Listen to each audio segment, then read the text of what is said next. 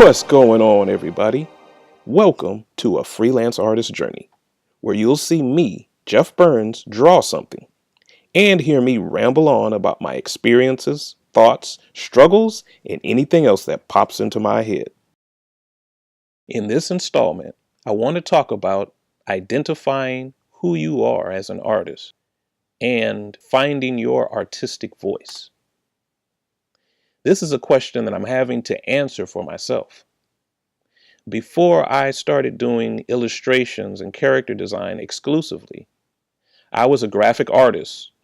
Now I opted to do page layout over illustration, which was my true talent.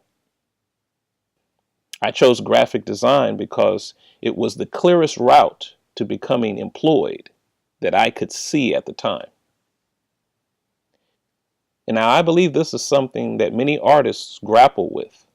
And especially now with layoffs happening and with shifts within various industries, a lot of people are wondering what their next move should be.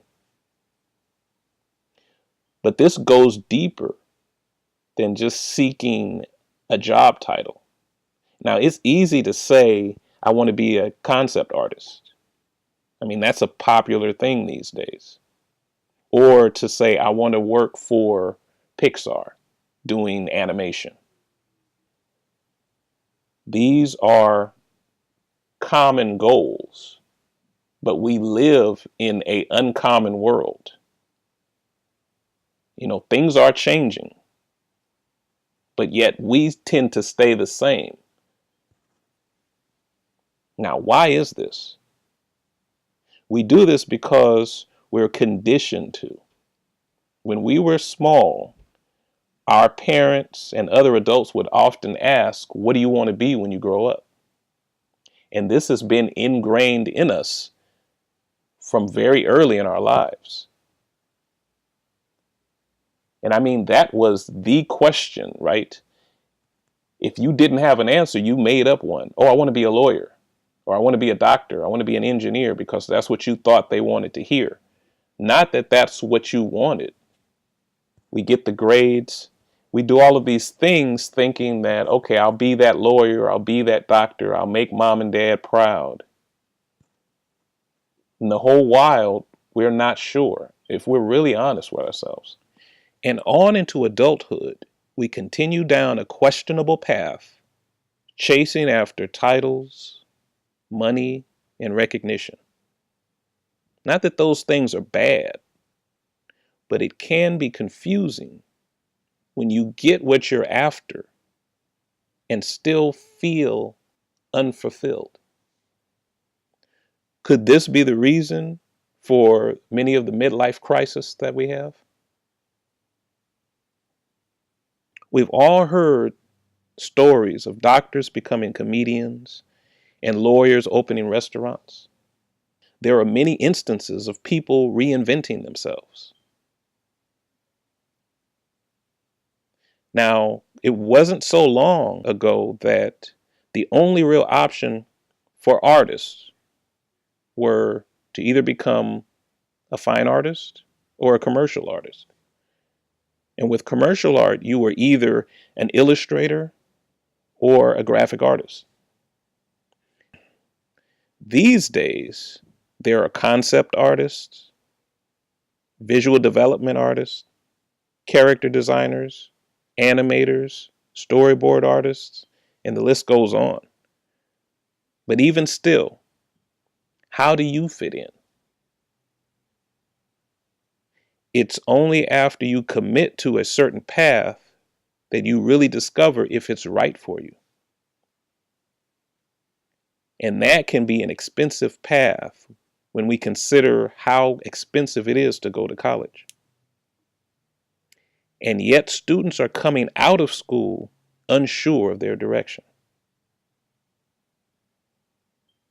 And we end up being driven by outside forces instead of our own passions. How do you let your interests inform what type of artist you are if who you have become has been based on other people's expectations? Putting this in plain English for myself. If you do your best work when it's work that you're truly passionate about, how can you know where your passion lies when all the time you've spent creating has been for someone else's passion? It's kind of a catch-22, isn't it? I mean, think about it. We create art to satisfy the teachers, the art directors, and freelance clients. And all of this is necessary, sure, but it can come to the place that we lose our own identity. We can lose sight of what we're truly passionate about. Now, my decision ultimately caught up to me, and I've had to rediscover myself. Now I'm having to answer the questions I should have been asking way back when. The difference now is that I'm older and wiser, or at least I hope I'm older and wiser. But I'm searching for the underlying questions now, which is, what should I really be doing with my art? Not based on what's in vogue at the moment, or what I think is cool, or how I feel about a particular company. But it should be based on who I am, which can be derived from looking at my collective decisions, dreams, impulses, and thoughts over the whole of my life. Now, this could be difficult for a young startup because you're still learning, you're still growing, you're still experiencing life. But you can take an honest look at what you gravitate towards when you open up your sketchbook. What is it filled with? How can you take those doodles, the things that you love doing, and turn those into completed pieces that you can put in your portfolio? By filling my portfolio with work that is from an authentic place, I will naturally attract more of the same. I've seen this take place to a small degree with some of my more personal pieces. The only thing is, I don't have enough of those pieces in my portfolio. So the goal is to replace many of the older client-based works with more personal works. Aside from continuing to practice the fundamentals and apply new techniques and further educate myself, I'll apply these practices to dream projects. Now, of course, it's quite all right if you know that you're a concept artist or a 3D modeler and that this is your one true love as a creator. Some people actually know from a very early age what they want to do. And that's great. But if you're like me and you're searching for your authentic voice, stop forcing yourself to draw dragons and spaceships because that's what they want to see. Find what it is that you love and perfect your craft around that. It may not fit within concept art, but it will communicate to the right audience for you.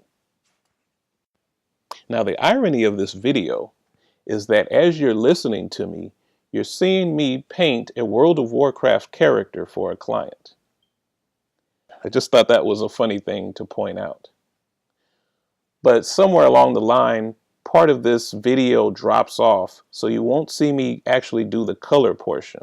But I will edit in a final draft so you could see the image in its entirety. Thanks for listening. Hey, do me a favor, like, subscribe, and hit that notification bell so that you can be informed the next time I release a video.